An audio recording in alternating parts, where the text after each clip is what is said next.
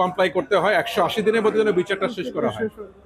আজ একটি 8 বছরের মেয়ে শিশুকে নির্মমভাবে ধর্ষণ করা হয়েছে তার পরিবারের সদস্যদের দ্বারা, এবং তার পরে তার অবস্থা খুবই খারাপ হয় এবং তাকে মাগুরা সদর হাসপাতালে ভর্তি করা হয়। ওখানে তার অবস্থার উন্নতি না হওয়ার ফলে তারপর তাকে ঢাকা মেডিকেলে নিয়ে আসা হয় এবং সেখান থেকে ঢাকা মেডিকেল থেকে পরে সিএমএইচে ট্রান্সফার করা হয়।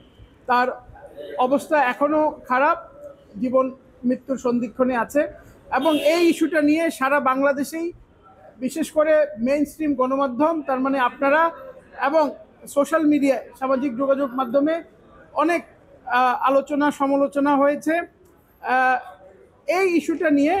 এমনকি 2টি বিশ্ববিদ্যালয়ের ছাত্রছাত্রীরাও কালকে বিক্ষোভ করেছে। তো এই ইস্যুটা আমরা মনে করেছি যে কোর্টের নজরে আনা উচিত, এবং সেই কারণে আমার সাথে আমার লার্নেড ফ্রেন্ড সৈয়দ মাসিফ উনিও ছিলেন এবং আমার অন্যান্য লার্নেড ফ্রেন্ডরা ছিলেন। আমরা কোর্টের নজরে আনি এবং আমরা একটা public interest litigation application file করি। বিচারপতি ম্যাডাম জাস্টিস ফারাহ মাহবুব এবং মিস্টার জাস্টিস দেবাশিস রায় চৌধুরীর দ্বৈত বেঞ্চে আজকে সকালে এই মামলাটি আমরা ফাইল করি। ফাইল করার পরে মাননীয় আদালত এই ব্যাপারটাতে যথেষ্ট গুরুত্ব দিয়ে 1.5 ঘন্টার মধ্যে মামলাটির শুনানি শুনেছেন এবং রায় দিয়েছেন। রায়ের মধ্যে মাননীয় আদালত অনেকগুলো জিনিস এখানে নিয়ে এসছেন। প্রথমত, যারা রেসপন্ডেন্ট আছে বিবাদী পক্ষ, সেটা হচ্ছে আইন মন্ত্রণালয়, 15 জনের মতো রেসপন্ডেন্ট আছে, আইন মন্ত্রণালয়, সমাজ কল্যাণ মন্ত্রণালয়, ministry of women and child welfare, তারপর হচ্ছে বাংলাদেশ মহিলা পরিষদ, ডিসি মাগুরা, আইজিপি পুলিশ, এর বাইরে আছে বিটিআরসি এবং ডিএমপি সাইবার পুলিশ। ওনাদেরকে নির্দেশনা দিয়েছেন। প্রথম নির্দেশনাটি হচ্ছে এই শিশু 8 বছরের শিশু যিনি ভিকটিম এবং তার বোন যার বয়স 14 বছর, সেও শিশু, এই দুইজনের যেই নাম এবং ছবি এবং ভিন্ন ভিডিও চিত্র অথবা ছবি এবং অন্যান্য কিছু যেগুলা বিভিন্ন মিডিয়ার মাধ্যমে অথবা সোশ্যাল মিডিয়ার মাধ্যমে প্রচার হয়েছে, সেগুলো ইমিডিয়েটলি রিমুভ করার জন্য, 24 ঘন্টার মধ্যে রিমুভ করার জন্য। এর পাশাপাশি মাননীয় আদালত বলেছেন 2 জন ওয়েলফেয়ার অফিসারকে নিয়োগ দিতে 24 ঘন্টার মধ্যে, যাতে করে তাদের অবস্থা, তাদের ওয়েলফেয়ার এবং তাদের সিকিউরিটির ইস্যুটা দেখভাল করা যায়। এর পাশাপাশি আরও 2টি নির্দেশ দিয়েছেন। আমি আমার বিজ্ঞ বন্ধু মাসিফকে বলবো একটু আপনাদের জন্য বলতে। দেখেন, আজকে অনেকগুলি ডাইরেকশন কোর্ট দিয়েছে।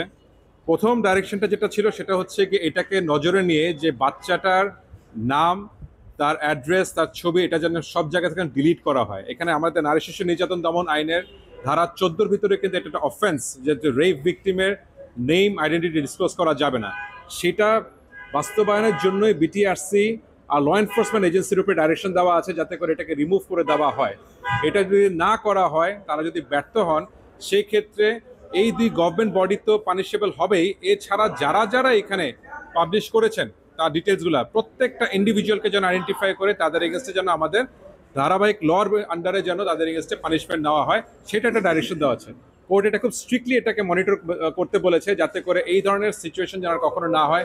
একটা রেপ ভিকটিমের আইডেন্টিটি যেন কোনো অবস্থাতেই যেন ডিসক্লোজ না থাকে, এটা আইনের লঙ্ঘন হচ্ছে। আর এটাকেই যেন বাস্তবায়ন করা হয়, তার জন্য প্রত্যেকটা গভর্নমেন্ট এন্টিটিকে কোর্টের উপর থেকে একটা ডাইরেকশন দেওয়া হলো। এটা গেল জাস্ট মেজর একটা ডাইরেকশন। আর সেকেন্ড হচ্ছে ইমিডিয়েটলি একটা 2 জন আপনার অফিসার নিয়োগ করে দেওয়া, যাতে করে হচ্ছে কি তারা যেন বাচ্চাটা, যেহেতু হচ্ছে তাদের রেসিডেন্সটা মাগুরাতে বাট এই মুহূর্তে তারা আছে ঢাকাতে, তার জন্য 2 জন ওয়েলফেয়ার অফিসার ঢাকা এবং মাগুরা উভয়, তারা হচ্ছে কি ইমিডিয়েটলি বাচ্চাটাকে লুক আফটার করা শুরু করবে, যাতে করে বাচ্চাটার সেফটি, হেলথ, সোশ্যাল স্টেটাস সবকিছু যেন তারা যেন প্রপারলি এনশিওর করতে পারে। পার্টিকুলারলি যাতে করে বাচ্চাগুলো যেন কোথাও হিন্ডার্ড না হয়, কারণ এটা আমরা জানতে পারছি যে 2 জনই শিশু, আর 2 জনই হচ্ছে গিয়ে এখন একজন হচ্ছে গিয়ে বিবাহিত, তার শ্বশুরবাড়ি আছে, কিন্তু ওইখানেই অফেন্সটা হয়েছে, তো সে সেখানেও সেফ না। আবার তার বাবা মা অনেক জায়গায় ক্লেম করছে তারা আর্থিকভাবে দুর্বল। তো সেই অবস্থাতে আমাদের একটা কন্টেনশন ছিল যে কিভাবে বাচ্চাটার সেফটি এনশিওর করা যায়।